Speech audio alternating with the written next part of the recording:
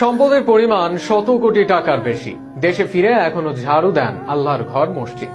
ছিল না থাকার ঘর, এখন তিনি বানিয়ে দেন হাজার হাজার গরিবদের বাড়ি।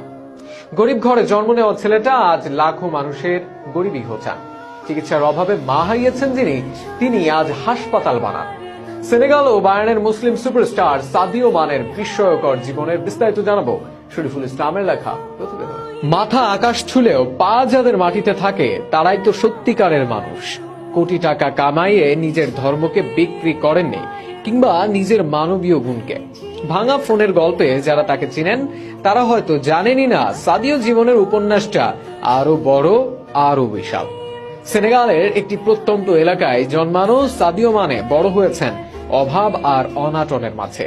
তাই অভাব কি সেটা সে ভালো করেই জানে। ইসলামকে মনে প্রাণে ধারণা করা এই ফুটবলার খোদার আনুগত্য প্রকাশে নিজের জীবন উজাড় করে যাচ্ছেন।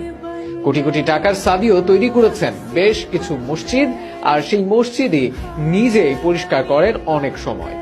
নিজের তৈরি মসজিদের টয়লেট পরিষ্কার করার ভিডিও ভাইরাল হবার পর হয়তো পৃথিবীবাসী ভালো করে বুঝেছে কতটা অহংকার মুক্ত আর খোদা ভীরু হলে এটা সম্ভব।